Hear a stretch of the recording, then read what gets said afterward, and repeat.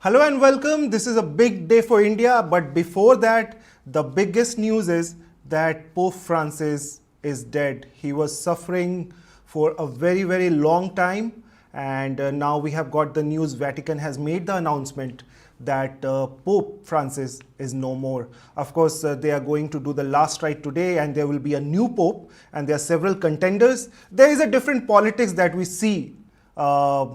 In Vatican City and of course in the Vatican Church. But the person who met him last, very famous JD Vance, the US VP, the second most important person in USA, he was there. He met him and then he came to India, and today at any moment he'll be meeting the Prime Minister of India, Narendra Modi. As per ANI, it is being told that in the next 15 minutes, Narendra Modi will be meeting JD Vance. There will be several topics they will be discussing. The world is at war. We already know that what is happening in the Middle East, what is happening between Russia and Ukraine. Trump made the promise that the war will be over within 1 month or within 100 days. 100 days have passed. War is still going on. But to discuss all that and India's role in it and how the tariff is going to hit India, what will be JD Vance's role here? He is here to attend a wedding as well, but side by side, he is also meeting several important dignitaries in India and the decision makers. He has already met MEA people. He has also met our foreign minister, but now the most important meeting will be with the Prime Minister. We have with us our guest Bhaswati Mukherjee. She has been an ambassador and she is a diplomat. She will be telling us more how the diplomacy has changed over the time, how the tone of diplomacy has changed over the time with Trump becoming the president for the second time. We have Major General JD Vance, retired.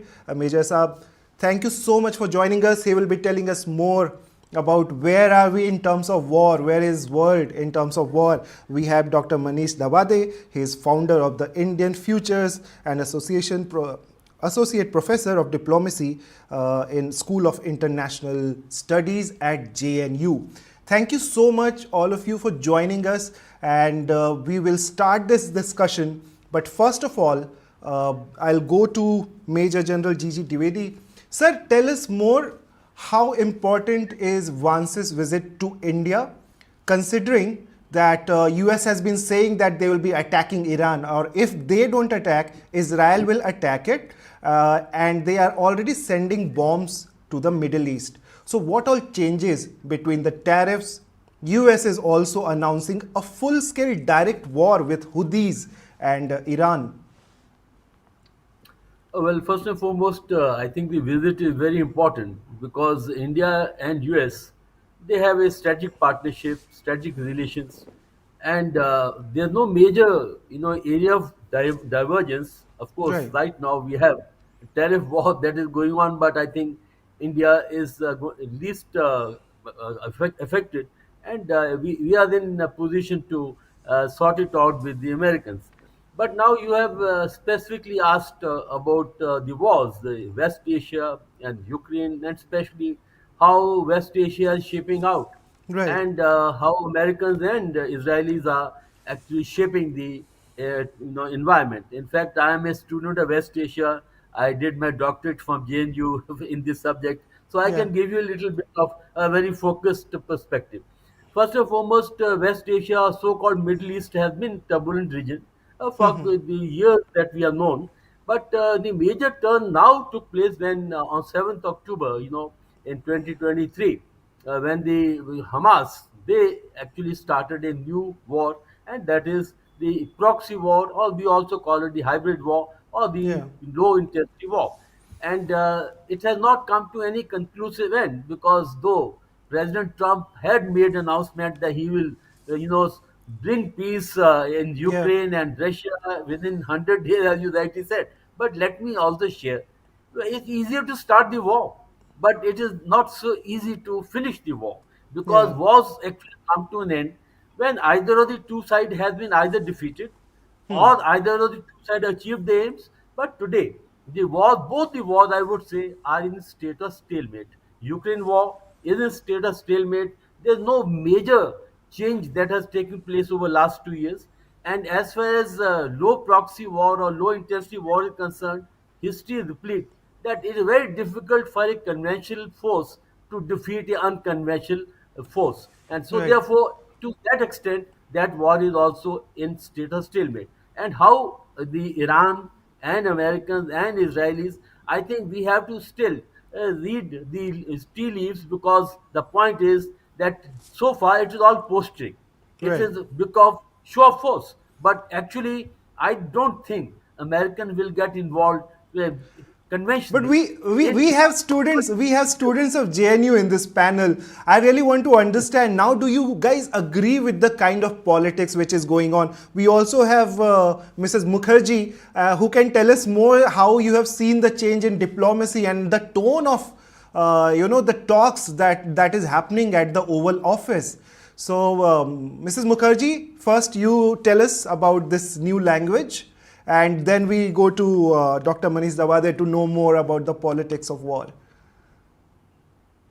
Well, thank you. I think Major General Dwivedi put it very well when he said that um, India and US are very important strategic partners, which means that the Indian foreign policy has gone 180 degrees from when I joined in Yeah. 1976 with the non-aligned movement, etc., etc. And when it used to be said that if America praises India, then it's the kiss of death for the Indian Prime Minister. That was when I joined Foreign Service. That was in 76. And today, it's a totally different world with a totally different relationship. In fact, I would say that the United States is the most important strategic partner, exactly as Major General Dwivedi said. And along with that, because of the excellent rapport that our Prime Minister, Narendra Modi ji, built up in Trump's first presidency, we were very fortunately placed in being able to divert and deflect the direction of the tariff wars to our neighbor China, with whom in any case an extremely adversarial relationship, and where we were having problems and trying to build up resilient supply chains in PM Modi's last prime ministership, where we were trying to build up resilient supply chains away from China. We were trying to build up strength in areas where, for instance, semiconductors, where Taiwan has strength, etc. In other words, we were trying to move our economy to a situation where we would not fall into the kind of trap that some other countries in Asia have fallen into by becoming over dependent on China. Yeah. Look at If you look at the present tariff war between US and China, you would realize that it is actually very similar, but much more aggressive naturally, because it's a bigger economy and it's a superpower than what we were doing. As Dr. far as Dawade, because ma'am, I want to understand if Dr. Dawade agrees with you or not. Is India really in this situation of picking and choosing, or we are just at the table negotiating with a businessman president who is so tough and giving deadlines day by day and telling all the countries that you have to obey me, otherwise I can take it to any level. No, I completely endorse what Ambassador Mukherjee has said.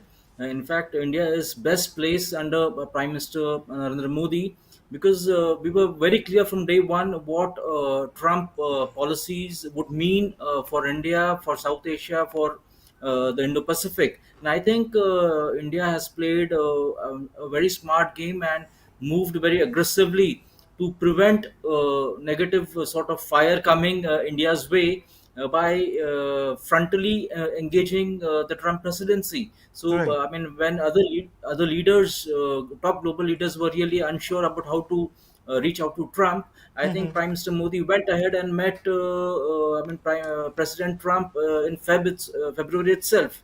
Right. That's a very positive sign. That shows a sign of confidence. That's a sign of confidence. And I think even the JD Vance visit to India, please understand, it's very rare that you have really official at the top coming and visiting us at a very crucial period when still Trump and his administration are still figuring out how to deal with the world. So I So think what it do you think? really Is sends a this very is this tour more good. about negotiating? Is it more about negotiating the tariffs, Prime Minister Modi, he will be speaking on tariffs with Vance.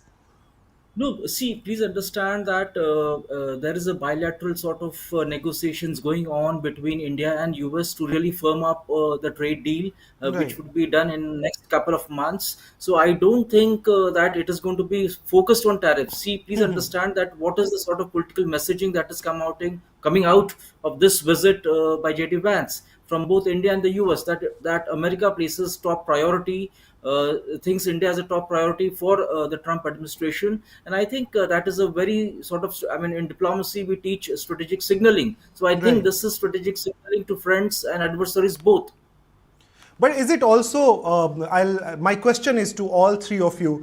Vance first went to Italy, a country where the right wing is almost ruling, and Giorgia Meloni is known for her support for the rights. The same is the situation here. So is it also like Trump is sending Vance, who was a person who said in the past that I'm not a Trump guy, but now he was his running mate and he is the vice president. So is it also there the situation that Trump is trying to bring together people with the same thoughts or same ideology? They will be coming together and change the world order, because Trump has been speaking with Putin. He's good friends with Putin, he says, and he wants to meet Putin as soon as possible, which never happened, that any US president calling Putin a friend or the Russian president a friend. So situation is changing in those terms.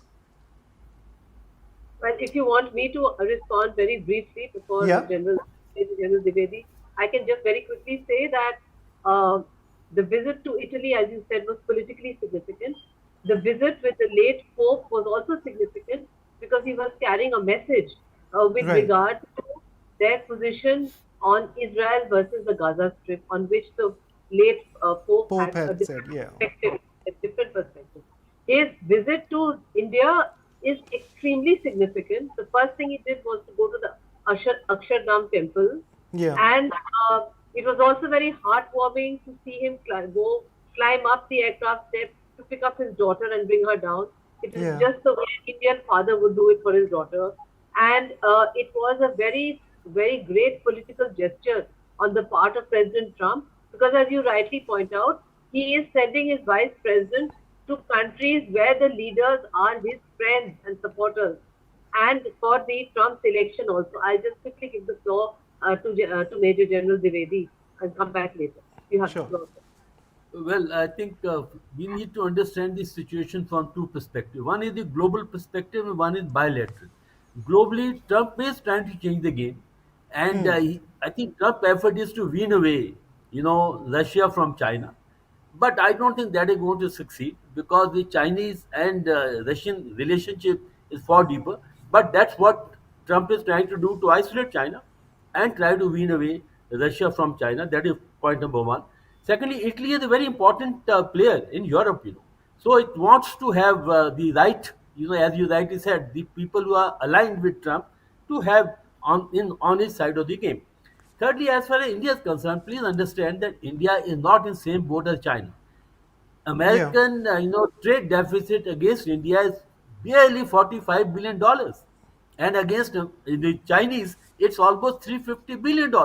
So therefore, we are not in the same basket or same boat. But all the same, we have an important role to play, because when Trump is trying to change the chessboard, India has an important role to play. Important role both in Indo-Pacific, important role as far as the reconfiguring of the global order is concerned. And the Quad meeting is going to be taking place in fall, and that will be Yes. one of the agenda with the JD wants that South China how. Sea can be the place which can trigger another war.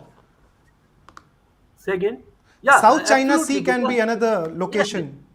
yeah, because I follow China very closely. I was defense attaché there and commanded my forces against China. You are very right that West Asia is a trigger point. I mean, West Pacific is a trigger point, and their South China Sea, East China Sea are on top priority, and Taiwan is one of the what Chinese call is the unfinished agenda, and they would like to take a very proactive stance. So therefore, Indo-Pacific is very important, and that's where India has a really very critical role to play, and Americans are keen that India plays a more proactive role. But we need to see our interest, because we will play as to how the situation suits us. We don't want to antagonize Chinese unnecessarily. At the same time, we will be safeguarding our own interest, because we are not going to play the tune what America wants us to play.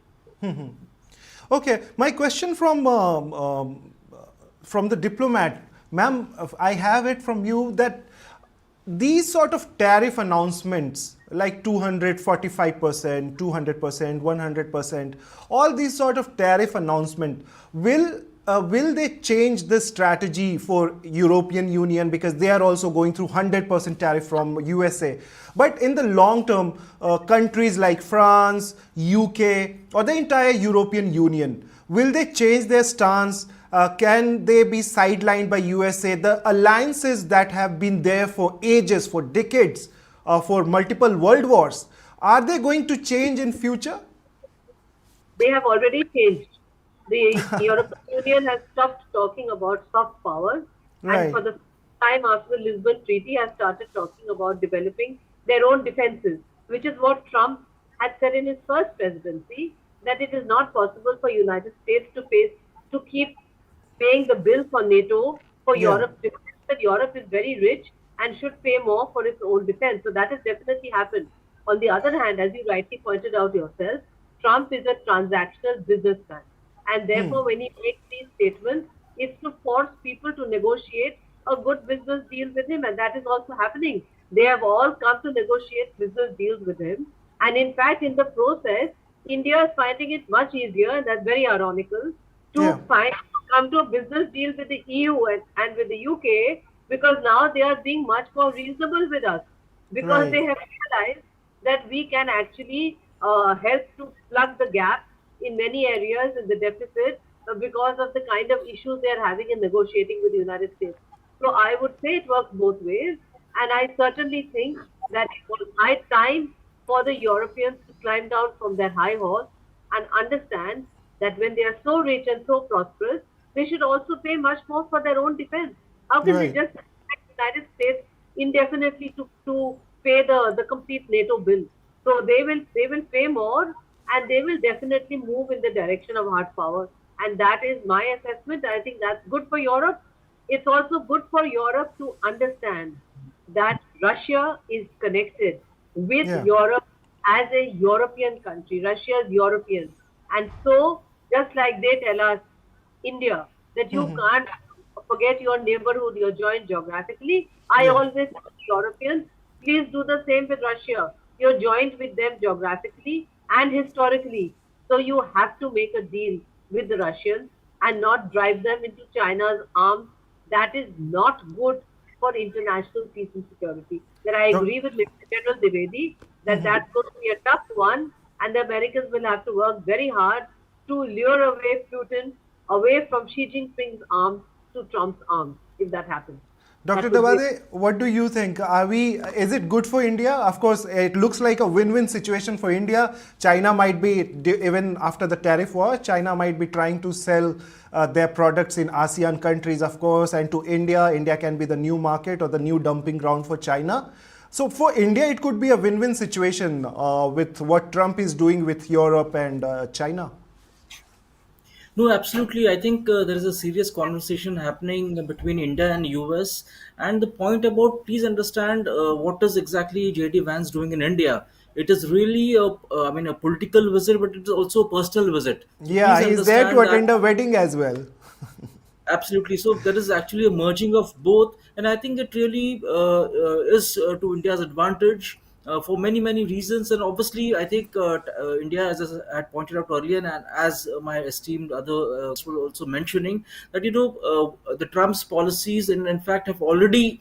In fact, led to rethink in Europe, rethink in Indo-Pacific. That at some level, for example, European Union, Europe. I mean, European countries were asked regularly to really, I mean, put in more money where it really mattered on Yeah. defense, on this, and again self-defense. So I think that is already taking shape in a big way, and I think in that sense, the diplomatic energies, the strategic energies would now be focused on China and the China problem.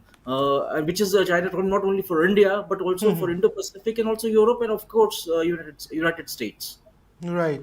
Well, JD Vance, he came with his wife, as we spoke earlier, that he really left a mark, and his children really left a mark on the Indian viewers, and they are praising them since morning for what they were wearing, how cute they looked. And Usha Vance, of course, is very popular personality in India since JD Vance became the vice president. But now the meeting with Prime Minister Modi, it hasn't started yet. It's already It can started. It's so already we started, we and are this was we are just checking on ANI at the moment. They haven't started the live, so the meeting could have started, but we don't have the visuals yet. So of course it is going to be, as we have got the reports, it is going to be a half an hour meeting, and multiple issues could be discussed there.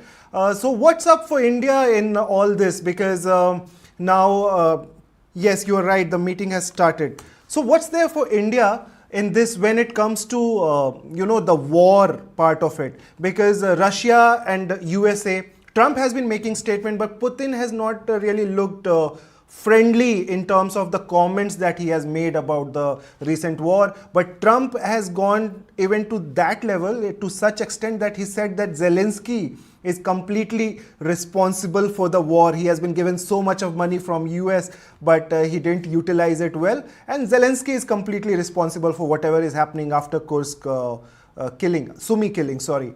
So how do you see the world order changing here in terms of US and Russia coming closer and bashing Ukraine? Well, first and foremost, I think the war is not going to end anytime soon because Putin is not keen to end the war. Putin feels that he is winning, and when you're winning in the military parlance, you don't go for a ceasefire or you don't go for a negotiation.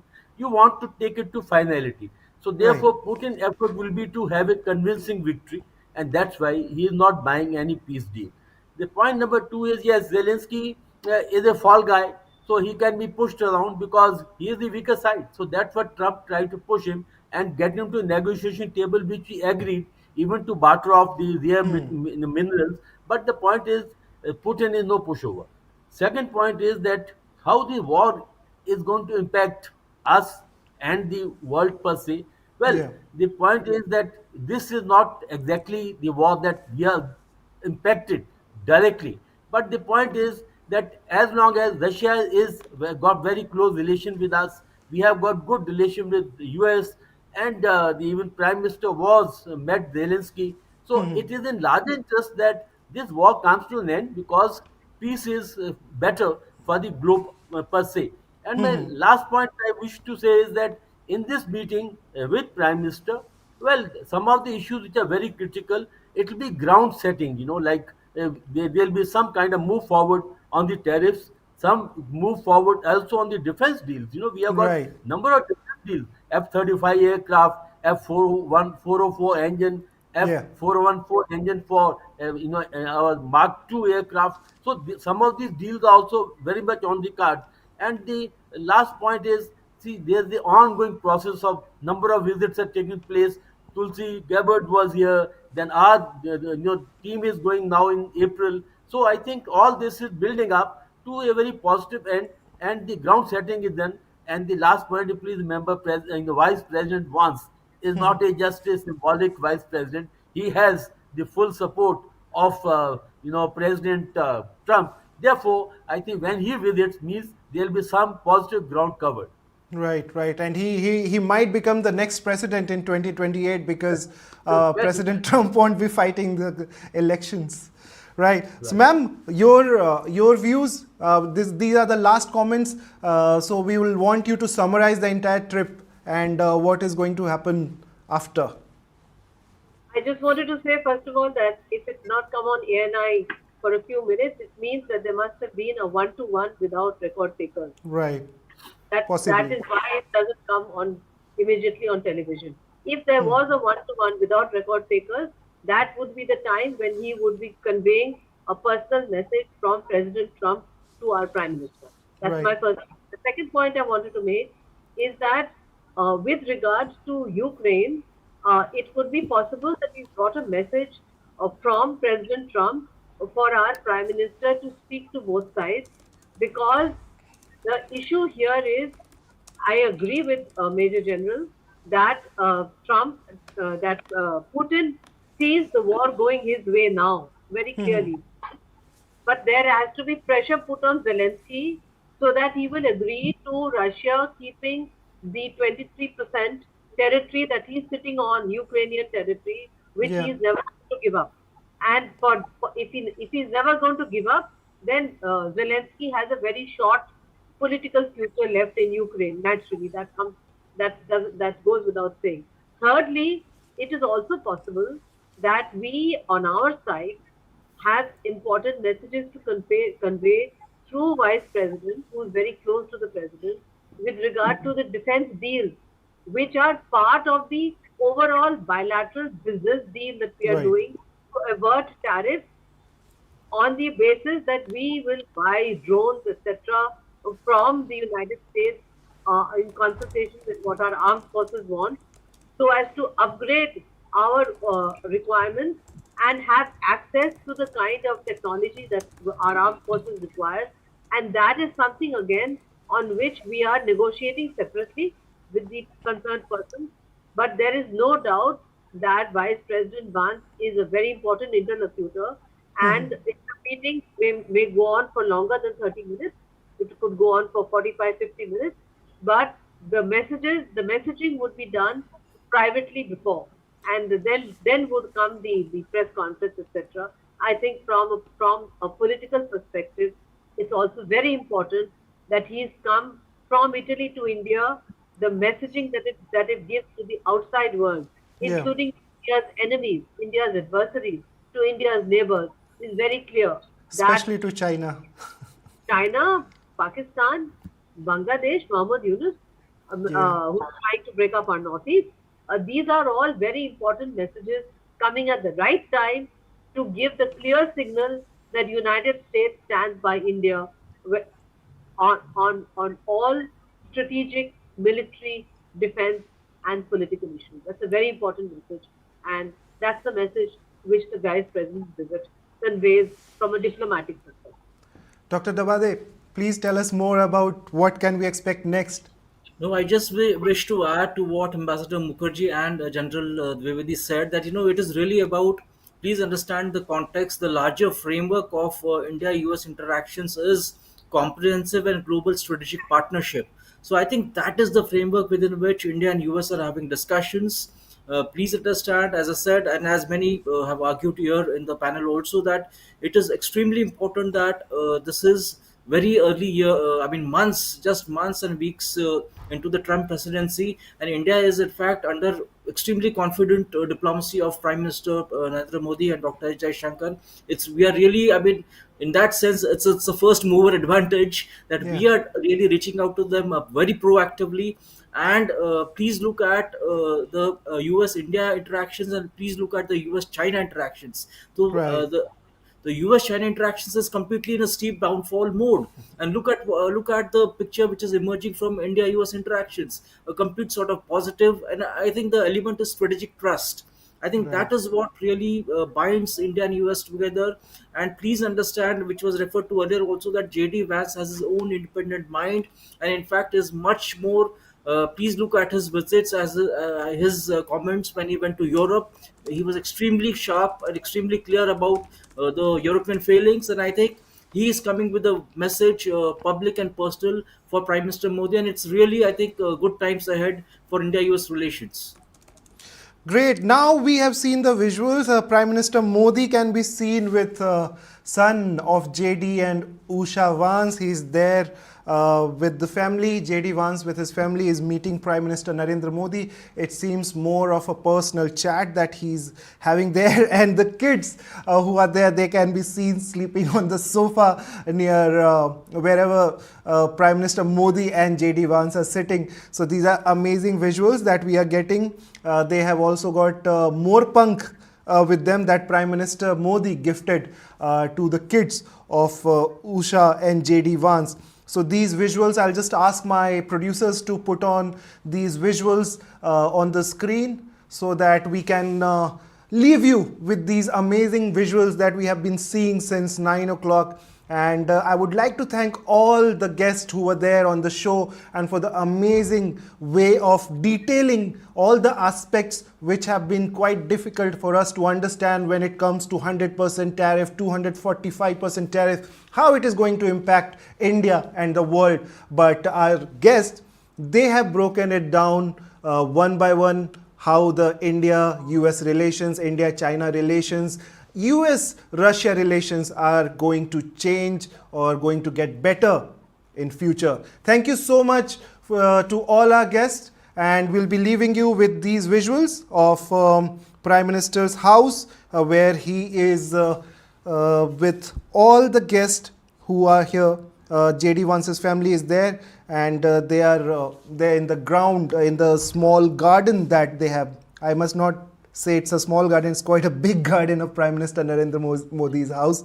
I'll just ask the producers to show us all the latest visuals of Prime Minister Narendra Modi meeting Vice President JD Vance.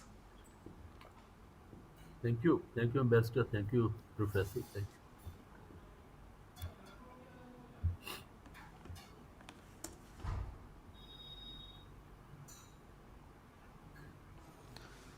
I think we are facing some issue in playing the visuals. We are just waiting that we can show you the nice moments that Prime Minister Narendra Modi is spending. It might take another 1 minute, but what we can see, I just want to tell you that Prime Minister Narendra Modi was seen with the family of Vice President Vance. He's there with the kids of VP Vance, and Usha Vance is also there. They'll be here in Delhi for today. Tomorrow they'll be moving to Jaipur. In Jaipur, Vance will be attending a wedding. We have also got the news from the US Embassy that he will be addressing media in Jaipur. In Delhi, is not going to address media after the press conference, after the meeting with Prime Minister Modi, but we are expecting that his press conference will be tomorrow, where we'll be asking more about what is happening with the tariffs, what is happening with the war. And mind you, he was the last big personality who met Pope before Pope's demise. Now we can show you the visuals. Here JD Vance is with Prime Minister Narendra Modi. It's all happening live, and Vance has been welcomed at 7 RCR. We leave you with these visuals. Enjoy.